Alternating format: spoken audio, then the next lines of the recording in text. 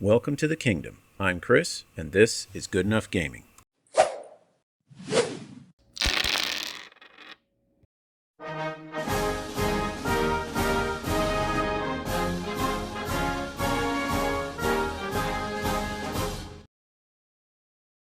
Well, howdy folks, and welcome to the monthly review for January. It's the start of a new year, and there were some pretty big announcements and happenings, so let's dive in with our honorable mentions. For those of you new to the channel or to the monthly review, members of the OPR Patreons can enter a monthly painting competition using the STL files released that month. And while the top 3 and a random 4th get posted on the Discord for all to see, there are lots of really nice paint jobs that don't get seen. They don't get any attention because they didn't make it on the podium. So I try and give them some attention here. Now, this month was a bit of an anomaly. There were only 3 submissions for the legendary model category and 2 for the unit category. 2!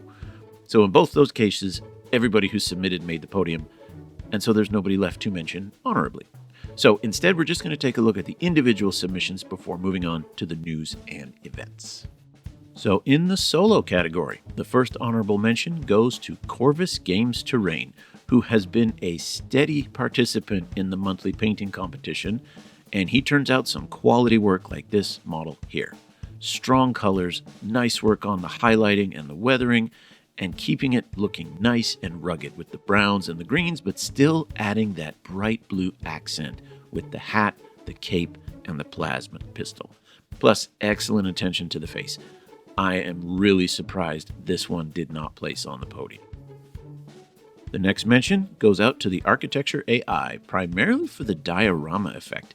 Making that really elaborate base and matching it with the leaves on the model itself really pulls the whole thing together. But even with all that's going on with the base, the colors are muted enough that they don't detract from the model itself. That, coupled with the really bright coloring on the markings and the staff, give this model a really authentic look, like it's really pulsating and radiating energy. And lastly, I think Zrunlord, whichever, also didn't get the credit that he deserves.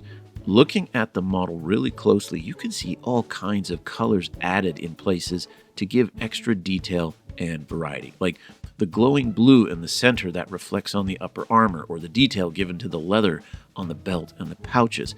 And on the gloves, I can see blues, browns, and beiges all working to give the gloves a worn, weathered look to them. The face is also done really well too. I'm not a huge fan of painting faces, and I'm not very good at it, so I can certainly appreciate those who take the time and attention to do it well. Okay, so moving on to the news. The first is the announcement that OnePageRules is going to start a GameFound campaign for a 2-player battle box. The box, called Broken Truth, will be for the Grimdark Future Universe and include Saurian Starhost and Robot Legion armies. The box is designed to be an everything you need box, so it will contain 2 full armies, tokens, rules, even terrain, but the big part is plastic. OnePageRules seems to be jumping more into the mini production market. And while I love what 3D printing can do, I'm finding I don't have the patience, the diligence, or the attention to really let it become the major part of my hobby. I love painting all the different models, and I'd love to have all the different models. I just don't know if me being the one printing them all is right for me. So I don't mind paying a little bit more to let someone else do the printing with higher quality resin and prints, but now I can get them in plastic. And in the January live stream, OPR revealed that the minis are going to be made from PVC and will be fully assembled and on the base. So on the positive side, that means they are ready to go out of the box, like the models for Halo Flashpoint or Mini Wargaming's Ravaged Star. On the downside, pre-made models means pre-equipped models, and with the volume of weapon options for, say, the Robot Legions, which one's going to be in the box? Will there be options to buy ones with different loadouts over time? Or is that where OnePageRules will turn to Etsy and having players buy the models with the specific weapon equipments or 3D print their own or whatever have you? Now, the live stream stated that there is no intention of stopping producing STL files for 3D printing or shutting down the Etsy store. So What I'm guessing here is that plastic models might become like starter boxes, core sets, core units, special promotions, and then to kind of flesh out your army and add the extra stuff to it, that will be the 3D printing side, whether it's you printing your own or letting someone do it for you through the Etsy store. Either way, I may just make it a goal now on the channel to start having more of the dedicated models for OnePageRules. So far, everything I have, I'm using old GW models that I have. But I think it makes sense, and maybe it's time that if I'm going to be doing primarily OnePageRules bat reps, then I should be doing it with their official models. Next up, the OnePageRules Rangers program is up and running. Individuals who want to help build the community by hosting game nights, painting classes, tournaments, and things like that are going to be open to the public can sign up and get their events posted on the official OPR website. This will make it a lot easier for new players to connect with existing communities that are near them, and might even help areas without an established community work towards building one. Now, I've signed up for the Rangers program. I haven't heard back yet. Tano said in one of his recent live streams that the goal was to help to provide support to the Rangers to build these communities. They're still getting it off the ground, so I'm hoping to hear back soon, so we'll have to see what happens there. The next interesting development is the introduction of pre-made lists for armies from narrative campaigns that have been released so far. Now, personally, I think list building is one of the most fun parts of any war game. I enjoy that almost as much as I actually enjoy rolling dice and moving models around. But I can see how some armies might be so intimidating and complicated to list build, especially if you're new to wargaming.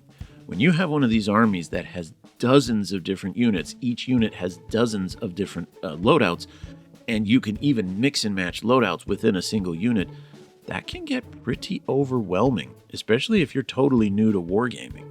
So you could check out my tutorial video on how to use the Army Forge, or you can download a pre-made army list from the OPR website. Now, I know from my own experience, and experience teaching lots of people how to play tabletop games, the fastest way to learn the rules for an army is to play that same army list over and over and over. Using one of these custom lists would be a way to help players get an army into the field quickly and focus on learning rather than trying to min-max and figure their way out through building and then just to get curb stomped in the game because they're still learning how to build. So I definitely see a place for it. Next item of business is the community survey that was opened back in December. The results are in. Now, I posted a video on this earlier last week, so I'm not going to say a whole lot more here. So please, if you haven't yet, go check out that video to get an idea of what's happening in OnePageRules, an idea of what the community is doing, and might give us some tips as to where OnePageRules is going in the future. The next item is the last tier, a new narrative campaign for the Age of Fantasy skirmish. So this is going to be for Age of Fantasy what the Assault on Malhadra was for Grimdark Future, including adding some named characters to the armies that are involved, in this case the Ratmen and the War Demons. Now, so far with the Assault on Malhadra, I have played 7 of the 18 missions. All of them have been decent at the least, and a couple of them have been an absolute blast. So it'll be very interesting to see what quirks and tricks they come up with for this campaign, seeing how they're set in a fantasy world, and you're obviously not going to have a mission in a cargo container where the ship is flying all around while you're playing. So I'm curious to see what they're going to do. Now, this next bit of news is particularly interesting because of the first bit of news that we went over, that is the Broken Truth box set. So a few months ago, OnePageRules moved its 3D printing services from Only Games over to Etsy, with Titan Forge third-party contracting to fulfill the actual printing orders. This month, OnePageRules announced that the Alien Hives and the Eternal Dynasties have been added to the Etsy store page. Now, what I'm curious about is what will happen with print on demand, keeping in mind the new plastic prints that are coming out. So one of the armies available on Etsy is the Robot Legions, and one of the factions in the plastic starter box is the Robot Legions. Now, I know in the live stream, they said there's no intention of halting 3D printing. They're going to keep Etsy up. They're going to keep producing STLs for people who want to print their own stuff. So what I'm wondering is the Game Found campaign a shift? Are they testing the waters to see whether plastic sells better than print-on-demand resin? Are they going to try and develop each equally, see which one sells better than the other?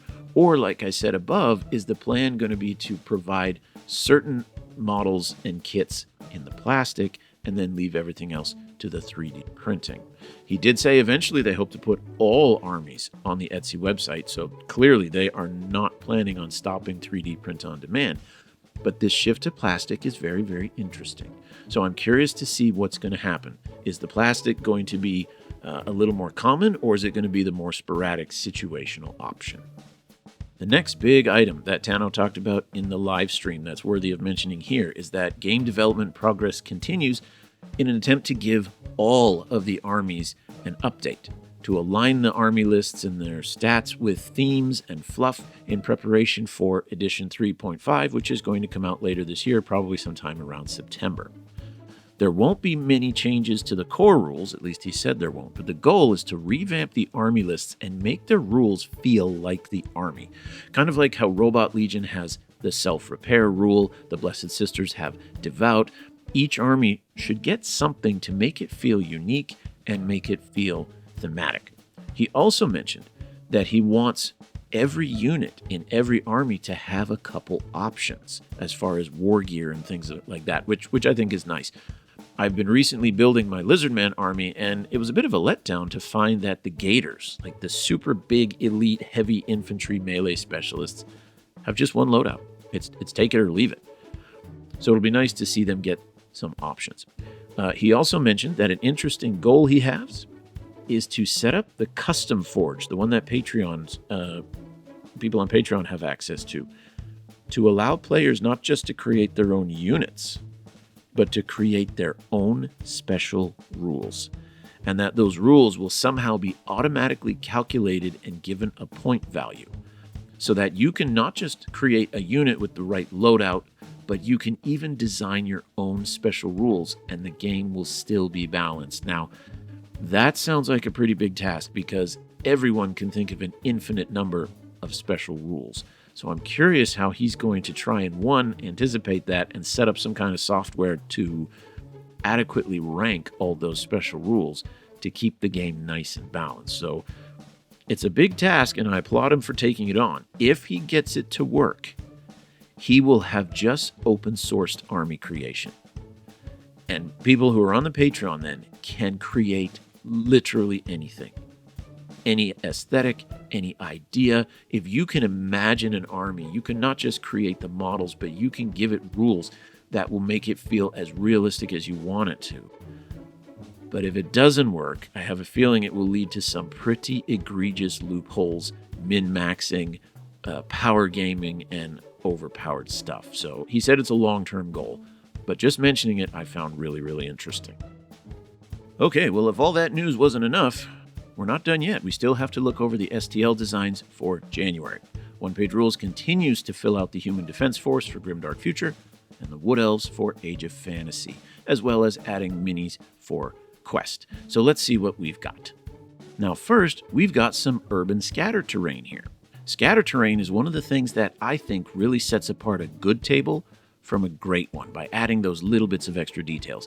Now, some of these pieces I think are a bit too small for being table scatter, but I think they would be fantastic to add to bases, or if you have terrain that has footprints, like you've built the building and then attached it to a wooden board or something like that, you could put the scatter terrain on that to give that specific piece of terrain a little bit of character. But I don't know how many folks are going to want to print dozens and dozens of little chips of concrete and stuff to literally spread out all over the table. If you do, more power to you. But I do think that those little pieces would be fantastic to put on your model's bases to add a little bit more character. And of course, if you don't have enough cuteness already baked into your models, there's a few of those little critters that you can add on as well. Moving on to our quest models, we first have a Lust Demon Sorcerer. It's a decent design, nothing super fancy. I'm trying to figure out if those hair buns are channeling Chun-Li or Princess Leia. But I do have a few questions about what she's holding. Yes, it's a wand.